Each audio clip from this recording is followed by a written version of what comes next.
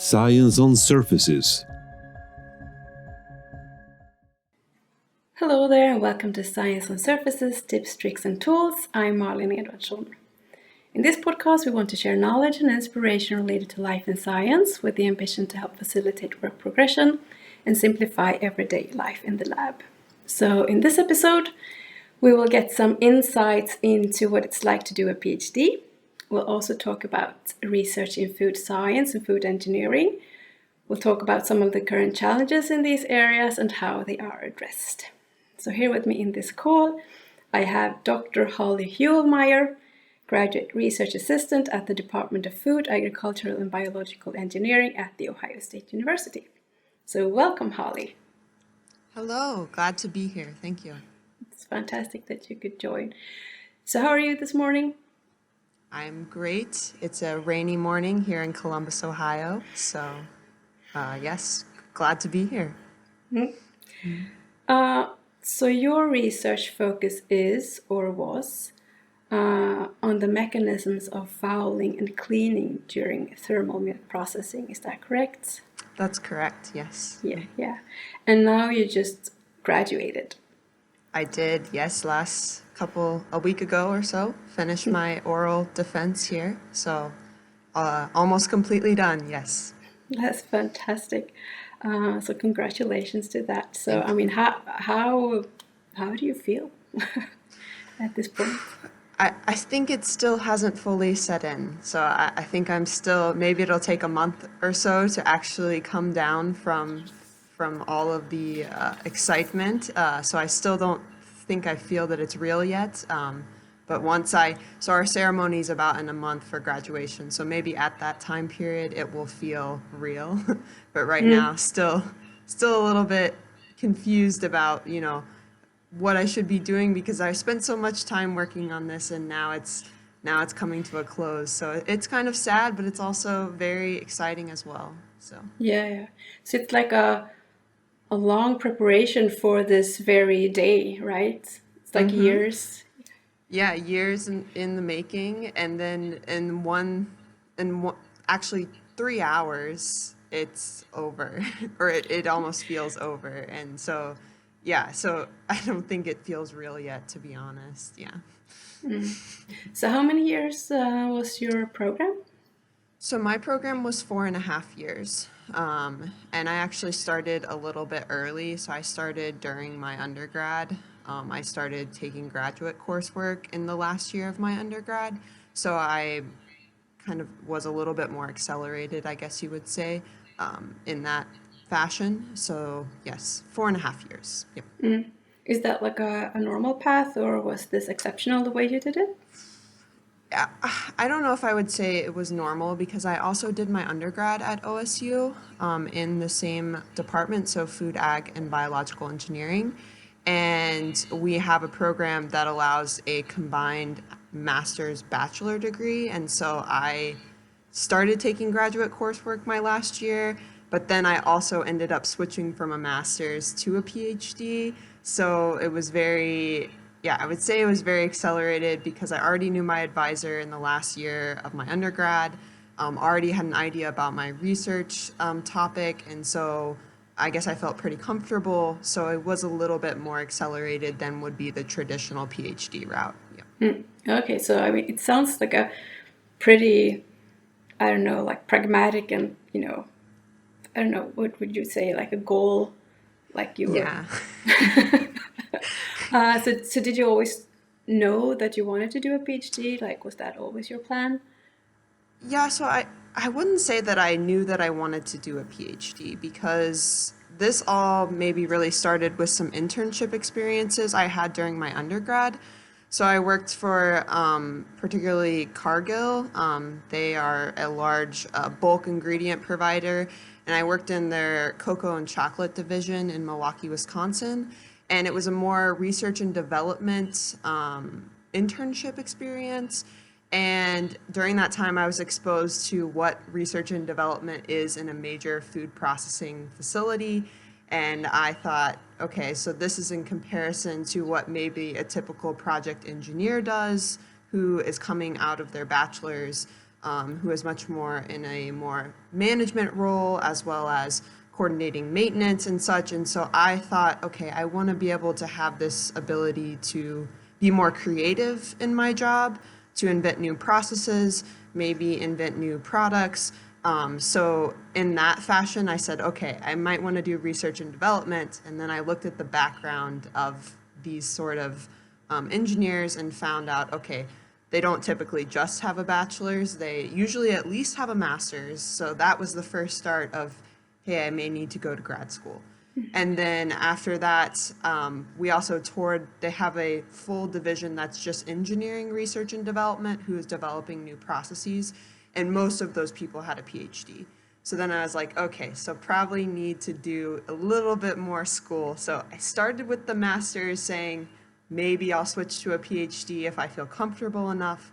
And then I did switch to a PhD. And so that's where I'm at now. And I'm actually not going straight into industry, so a little bit different than what I thought it would be at the beginning. Yeah. But this still shows that you don't have to have like this idea of doing a PhD already since you're a kid or basically growing up. I mean, you could change your mind along the way and basically Yeah, change direction. exactly. I think a lot of the students or other grad students I've had experiences with, I don't think they thought, as children that they wanted to get a PhD.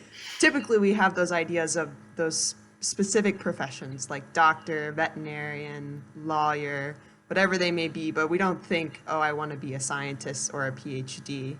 I think that starts to develop in undergrad. So as you start to see what more your professors are doing beyond just teaching, and then they tell you, oh, I'm also doing research, and you're like, oh, what is that research?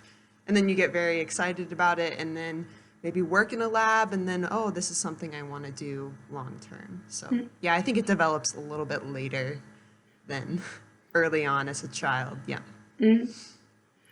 Okay, so could you take us through like a typical day? Yeah. So Is there a typical day? Maybe not. I mean, if there there, is, yeah. yeah, there really is. I think it depends on at what point you are in your program, what a typical day looks like. So if you're very early on in your program, at least in the United States, I know things may be different in Europe or in other parts of the world where you're getting a PhD. But for us, we do a pretty heavy amount of course load early on. So particularly in your first 2 years, you'll probably be taking a lot of classes. And so your typical day will involve working around those different classes, doing your homework, whatever that may be. And then also you will probably be shadowing, or at least in my case, I was learning from another PhD student, learning techniques, also learning about their research, working with them, collaborating with them. And so that was maybe the first year. And then as you move into the second year, you're becoming a little bit more independent. So you're still taking classes, but then you're starting to think about your own research, which typically involves maybe writing a research proposal, and then also reading a lot more literature. And then finally, once you move into your third and fourth year, you're much more independent. You're working on your own research, probably mentoring other graduate students in the process. But again, you're much more focused on your research. And then finally, as you get closer to the end, you're probably finishing up a few research, and then you're doing quite a bit of writing, unless you were writing along the way, which is a very smart thing to do. So it changes from, I think, year to year, and it also changes whether you're during the school semester. So we have fall and spring semesters. Versus summer, which is much more quiet. We do a lot more research during our summer terms. And so those are, so it really changes. There is really not a typical day for all the 4.5 to 5 years that you have. So, Yeah. So you mentioned tutoring. Did you also teach classes or? Yeah, so during my first year, I was a GTA, is what they call it in the United States. It stands for Graduate Teaching Assistant. So that means that you are generally helping the lecturer or the professor teach classes, which means you're more responsible for the recitation activities, so the sessions after lecture. where students are working through problems or either going through lab sessions. So I did that my first year for both heat and mass transfer and fluid dynamics. And then during my last year, my last semester, I actually was fortunate to lecture for a full term. So I was a lecturer for heat and mass transfer during my last semester, which was very rewarding. It was very challenging because I wanted to take ownership of the class, make my own lectures, make my own homeworks. So it was very time consuming while trying to finish the PhD, but again, very rewarding. And so again, that also changes your day-to-day activities if you are teaching. So, yeah. So when did you start doing your own research, so to say? Was that during year 2 then? I'd say that was probably during semester 2, so probably starting into my second half, I guess. So I was in for about half time period, and then I was learning from a PhD student, and then I started really developing my own research plan. But that was more of a planning period. But then during year 2 was actually maybe when I started performing actual experiments for data collection for myself. So it was much more into year 2 is when I started working on my own more so. Okay, I have lots of more questions related to your PhD experience, but let's talk about your research first. So what was the project that you worked on? So, as you mentioned, I work on fouling and cleaning and thermal milk processing. Where that really starts is with our lab. So our lab is endowed by someone known, his name is Dale A. Sieberling, and so he's the endower of our lab, and he, early or late 1980s or so, he started working on a subject known as CIP, which is known as clean in place. The most analogous you can think of is your home dishwasher. So you put your dishes in your dishwasher, and it automatically cleans everything. And so in a food processing facility or even other facilities such as chemical or consumer goods, we do very similar actions, meaning we will automate our cleaning cycle and we'll have a dish detergent as well as like rinse detergent, acid, whatever it may be in a certain cycle, and that's known as clean in place. And so the reason that we clean in the first place is mainly because things get dirty. And the way in which they get dirty in a food processing facility is we call it fouling. So fouling is when we have material that sticks to our walls from our product generally, but it can also happen on the utility side, so with glycol or steam or heating water, but we're mainly thinking more on the product side. But it's when that product starts to adhere to particularly heated surfaces. And so in my case, heat exchangers are very important. So that's where we're bringing our product up to temperature. So most of the milk that you get in the store has either been pasteurized or something also known as ultra high temperature heated. But that's just a temperature and time combination. So in the US, pasteurization is 72 degrees Celsius for 15 seconds. So for that heating period, we have a lot of fouling. And so my research specifically focuses on how that fouling gets there, how do we minimize fouling, and then also how do we better clean that foulant after it is formed. So kind of that whole cycle of fouling and cleaning is the focus of my research. But there is cleaning already today, I guess, right? Yes, there is. Yeah, so there is existing cleaning protocols. The issue with existing cleaning protocols is I like to say that they could be more sustainable. So they do exist, and most often processors will have a cycle or a cleaning cycle that they use for everything. I mean, you can imagine the dishes you put in your dishwasher, they have different foods on them. So the same way in a food processing facility, you process one product and you clean it, but another product may clean a different way. And so there is a need to understand what the different types of soils are, so different types of foulants, and how they clean, so that you can make a cleaning protocol that maybe uses less water or less chemicals. So you may be able to use a more dilute cleaning solution, also at what temperature you apply that cleaning solution, because it all really goes into how much waste you're generating, because eventually you need to figure out how to dispose of that waste, neutralize it. So minimizing waste. So again, they can be all more sustainable cleaning practices. So it's not like the equipment is not clean today, but you can clean in a more efficient or better, more sustainable way. Yes. So it's sort Things of are getting clean, so I want to reassure consumers things do get clean. yeah, that's good. Yeah. Good to know. Okay, so how did you address this? I mean, what was your? It seems like there's a lot of aspects to consider in optimizing such a protocol. Did you address one Yeah. specific aspect, So or? particularly in my research, which ties into what Biolin does, is I use a tool known as quartz crystal microbalance with dissipation.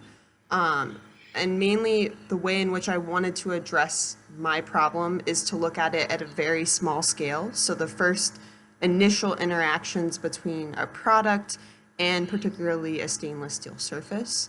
And so that was our first focus, is to look at it on a small scale, and then eventually to see how that progresses to larger scales, or how they connect between the two, because our main thought is if we can predict what's going to happen on a very small scale, we're also going to save much more resources in understanding and researching fouling than we would if we have to perform much larger scale experiments.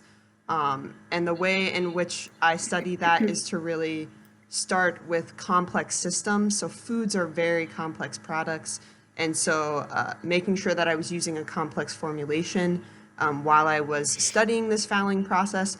And then also we looked at different temperature applications of QCMD, and then all the way ranging down to our pilot scale system, we were looking at different temperatures as well. So that's somewhat how we address the problem. So you're talking about milk still, all right? Yeah. Yeah, yes. So you So used milk. yeah. So my research actually had we call them model fouling fluids. They're just our model system.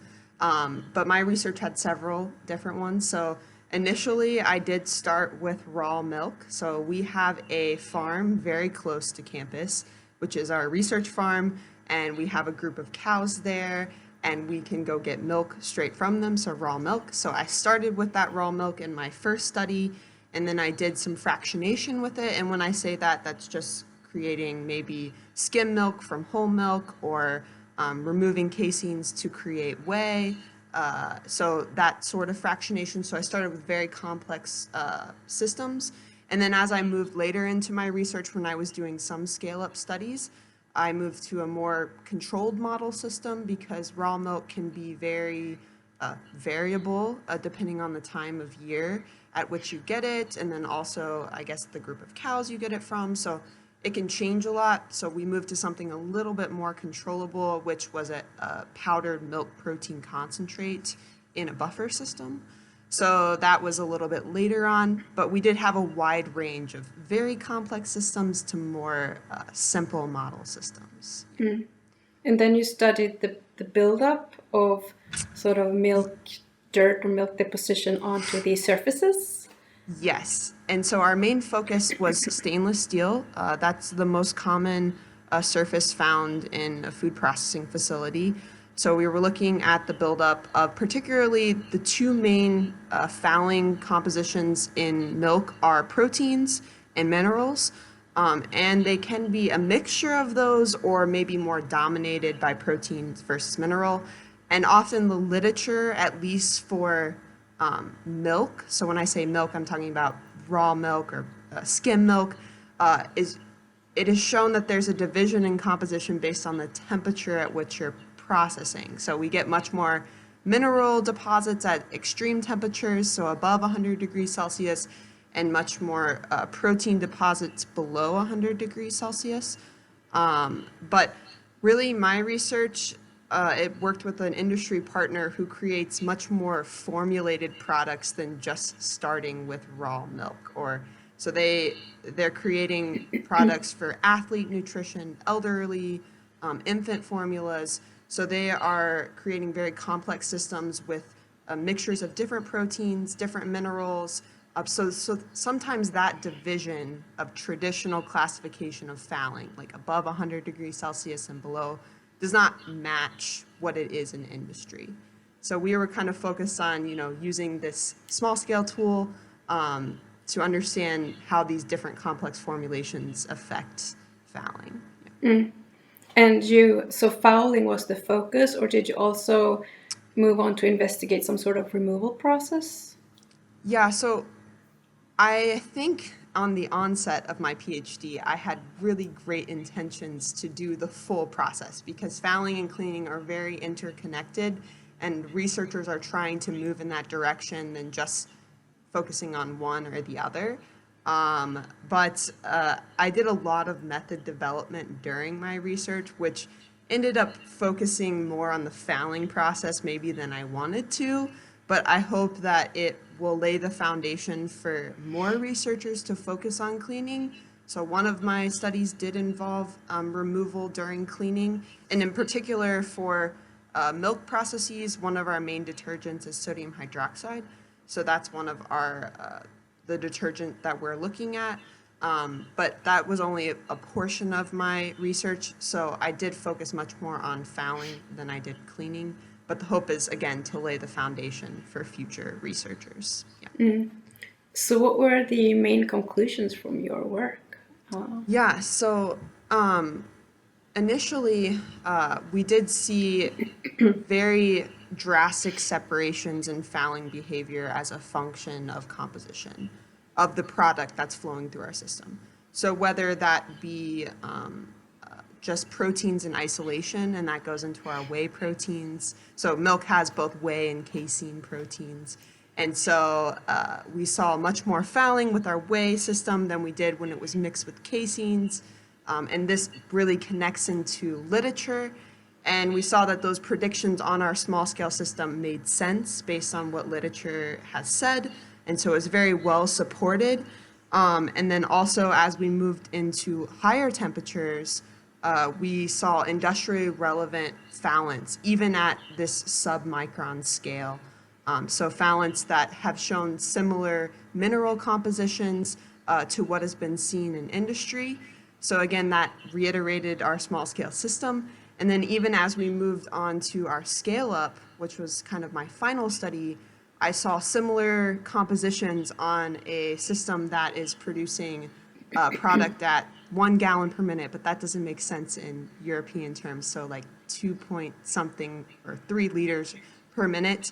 So that was our large scale system versus our very small scale system. We saw the exact same composition on both scales, similar fouling behavior as a function of temperature. So ultimately, the main conclusion is that we can use very small scale tools to predict fouling behavior. And hopefully that's going to help us save resources over time in studying fouling. And then that, again, is going to hopefully lay the foundation for studying those systems during cleaning. So. It's great. So you will not continue this work? Will it be continued by someone? Yeah, so we work with, we have some collaboration with a food science partner, Dr. Jimenez Flores at Ohio State. And so he is continuing this work within his lab, and then also our lab has an additional student that's coming up to continue this work. But in particular, we're much more focused on alternative protein beverages. So that means plant-based systems. So that whether that be oat-based milks and also pea-based milks. So we are investigating even more complex systems and how they foul. And that student in particular is really also focused on cleaning, so how those systems clean as well. So this research is continuing. It's just shifting from milk-based proteins into a more novel context of plant-based systems. Yeah. Okay. So at the beginning of this conversation, I mentioned food science and food engineering. Mm-hmm. So where does this research belong? Fall on the scale. Yeah. So I guess this draws a division between your traditional food science and something known as food engineering. So when I when I say food engineering, it's at least in the United States, we see it as a multidisciplinary engineering field. So it is applying multiple engineering disciplines. Particularly, I see some crossover between chemical engineering and mechanical engineering. And so I typically tell people just think of all of the engineering concepts involved in a food processing facility. And so that goes from several different unit operations, which are very specific to food. So maybe that's washing or rinsing of fruits and vegetables, cleaning in that sense, preservation, storage, packaging, handling, as well as refrigeration, heating, all of those complex unit operations, how they come together. But these engineers really have to understand food products and that they are biological systems and they have very complex thermophysical properties. So their density, their thermal conductivity, viscosity. So we're dealing with very complex systems, whereas in the case of maybe chemical engineering, you might be dealing with a more pure system. And so we are, again, more applied in a biological sense for food engineering. And then food science has much more understanding of the food product itself. So its properties, particularly there's concepts of sensory science within that, also understanding how that food is taken in by the human body, how it affects our nutrition, microbiome, those things. Also colors, antioxidants, flavor development. So it's much more focused on maybe consumer perception of the product and how certain processes may affect the qualities, the quality of that food product. Whereas food engineering's a little bit more from an engineering perspective, if that makes any sense. Yeah, makes total sense. Yeah. Yeah, so this research is really more geared towards the food engineering side because fouling, in a sense, has applications way beyond just food products. So some of my other partners work with consumer products such as toothpaste or even dish detergent, as well as petroleum, oil and gas spheres. So it has a very wide-ranging application. And so we're just working with food systems, which again are very complex. So this is more geared towards the engineering side, particularly how fouling affects things such as heat transfer, because that layer is going to change the amount of heat that we can apply to our system.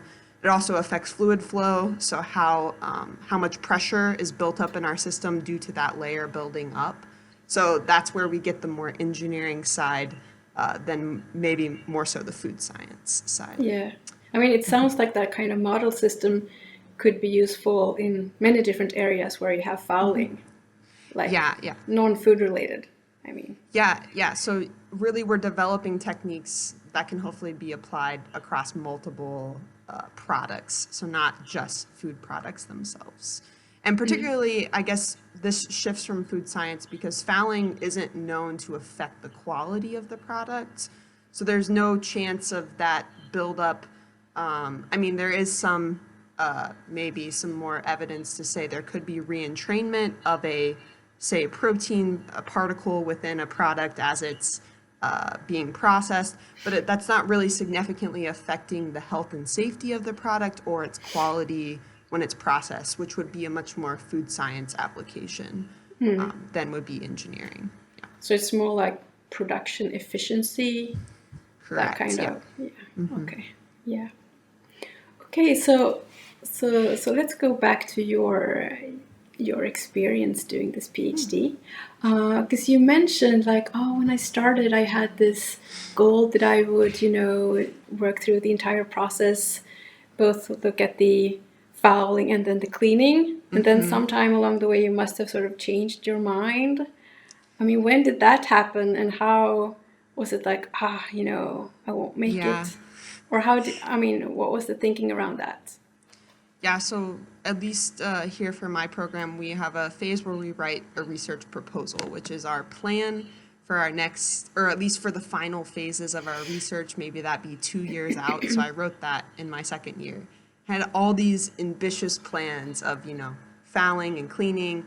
And it turned out, I don't even know if I fully performed one study within that proposal. I mean, I started, and research is very organic. So, I mean, like you start with a research question, then you design a study to study that research question, and then I found something very interesting, or also in my case, we had more equipment come in that I needed to work with, which ended up changing the design of my project. So it's just kind of organically developed over time. I found something and I'm like, oh, I want to study that a little bit more. So then I designed another research study, then I found something else and designed it again, and then it just completely shifted from what my initial plan was, which that may be different depending on, I guess, what your funding source is in a project. So I got a few fellowships, so I had more freedom to do what I wanted to do versus maybe someone who is working for a specific industry or a government project where they have a very specific research question. But in my case, I had a little bit more freedom. And so that's maybe one of the reasons that the question or the research focus shifted over time. Yeah. And you didn't find it frustrating or like, I have to do this detour, I will never make it. It was more like, okay, I accept the fact that my focus has now changed and I will go in this direction instead. Or how did you sort of address that change? Yeah, I think there's always some frustration that comes when you have a plan and then you don't fully execute that plan. So I did get frustrated, but then once I found, oh, this is probably a better path for me. I understand this much more than maybe what I initially set out to do. So then you come to accept it. So I wouldn't say initially you're feeling very excited about that detour, but over time, after you come to the realization that this maybe was a better path, then you're happy with yourself. And you see the finished product and you say, okay, that was a good choice. So, So is there anything else in this experience that was not the way you anticipated or thought about it when you started? Yeah, so mainly was the research, the plan that changed. Everything changed so much from what I first proposed. I think that happens in a lot of research plans. And then, yeah, I had to develop a lot more, I say, independence in my research than I first expected. So I was one of at least for a 2-year period, I was the only student in my research group working on fouling, which at first I didn't expect that. I thought I would have more, PhD students or postdocs or master's students working with me. So that was a little bit of a shock at first that I had to be more independent. But then once I got into it, understood my capabilities, I said, okay, this is fine. And then later on, toward the end of my PhD, I did get some more master's students come in. And so that really helped kind of that in period when I was writing. I could also help mentor them a little bit, help them start their experiments. So, but that initial period in the middle where I was by myself, it was a little bit scary, but eventually got through it. So, yeah. So it kind of forces you to take ownership of your project, right? When you're sort of alone and no one's there to help you, really. Exactly. And I think my advisor, one time he said that that's when you realize that, you're ready to graduate with your PhD, is when you've really taken ownership of your research and you are the expert in that subject. And so that's when you realize that, it's time. You've arrived as a PhD. Yeah. Yeah. Okay, so I mean, which aspects of this period of these 4.5 years did you enjoy the most? There's quite a few experiences that were really great. So I think I mentioned that at least in the United States, we take quite a few classes up front. And my advisor was very open to me taking what classes I wanted to. So some really want you to focus on your research. I still did find a way to tie them back into my expertise, but I got to take a wide variety of classes in many different engineering fields.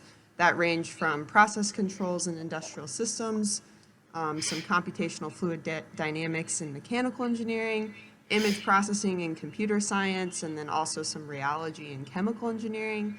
So being able to go across all of those disciplines, which I didn't really have that freedom in undergrad. Of course, you have some technical electives that you can take, but I had much more, I guess, time and freedom when I went into grad school, and then being able to go across all those different fields and learn different things. That was a really great experience, at least at the beginning, when I was taking classes. And then I'd also say later on, I did get to go to a few international conferences, so travel was really fun. I think I got to go to Australia one time, which was a very long plane ride, but it was very fun. And really great research conference there, met a lot of great people. And then also I got to go to Europe, to Austria for a conference, which was much more focused on fouling and cleaning. But some really great travel experiences, as well as within the United States, not just internationally. And again, getting to meet with other colleagues and building those relationships. And then I would also say, while you're a PhD student, you build a lot of really great relationships with other graduate students, and those are friends for life because you're going through this PhD and master's experience, which is a very challenging time. And so you have a lot of bonds over those challenges, and particularly over the challenges you face in your research. So built a lot of great friends during that time period.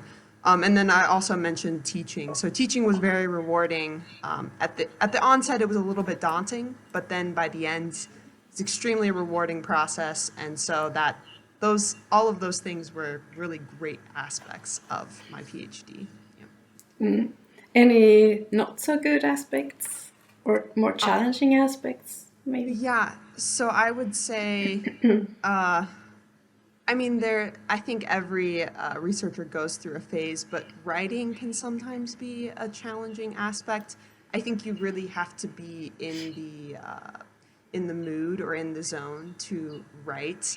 And so sometimes it takes a little bit, it's kind of hard to get going. So that initial hurdle of starting a research paper or even writing a literature review for your dissertation or thesis, that can be a little bit of a hurdle. But then once you get going, it's not so bad. But initially, writing can be very challenging. So I think that's one of the things that I didn't enjoy, at least starting, but when it got done, so when you see a final research paper or your dissertation, you're like, wow, I'm glad that I did that.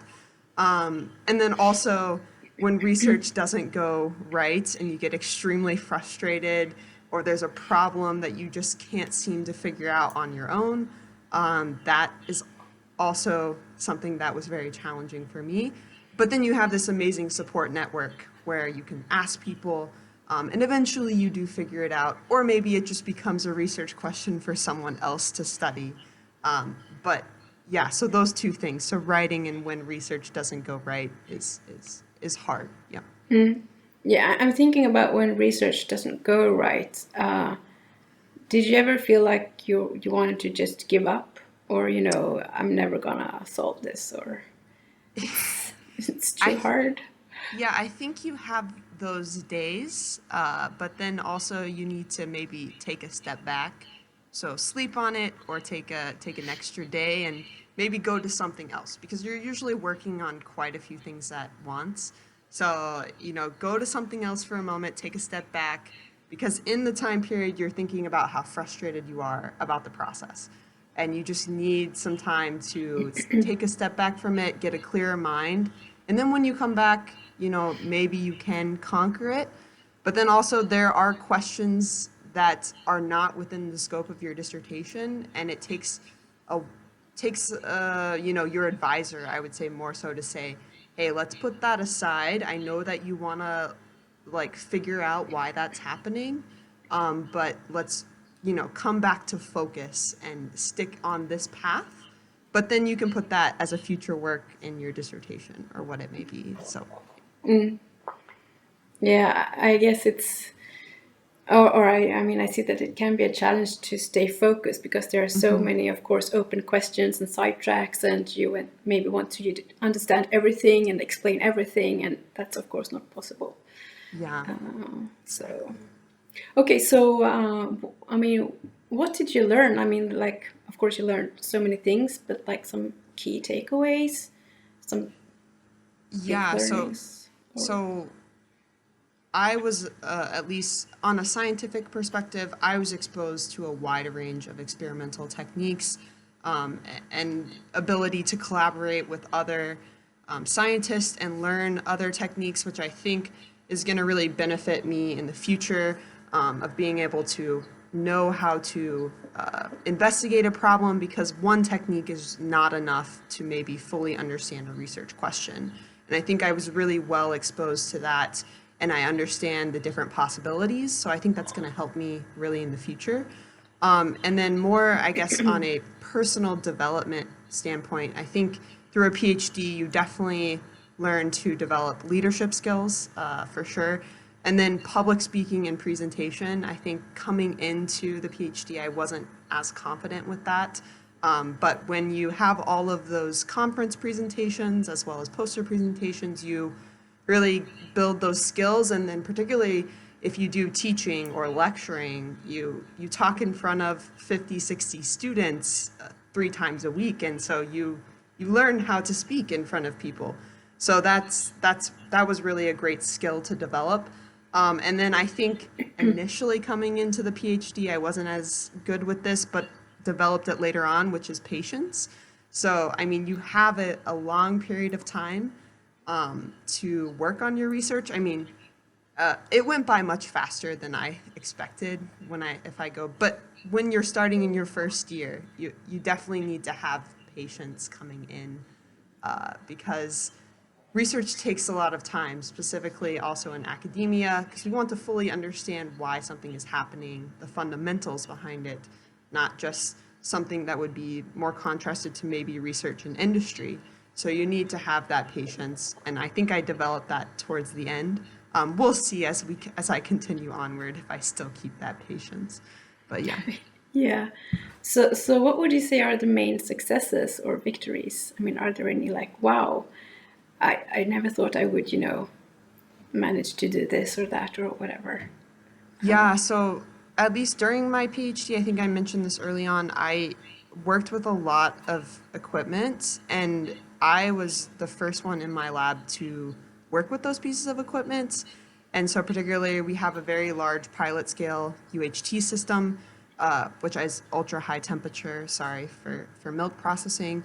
And that came in during my freshman year. And then by the time that I graduated, it was fully operational. I understand it, developed, the data acquisition system for it. So all of the intricacies of developing the protocols to use that system. And when it first came in, nothing was hooked up. I mean, no water, no electricity. And so seeing that fully operational here at the end, that's really great. And also knowing that, I mean, this week alone, I'm going to be working with a master's student who's processing product on that system. And I'm like, okay, well, I helped bring that to where it is now so that that student can use it. And then the other system was working with a high pressure QCMD system. And so that came into our lab, and no one had any idea how that worked or what to do. And then bringing that fully through the process from, I guess, my second year. So it developed really, really fast, second year to fourth year, having research studies that were successful on that system.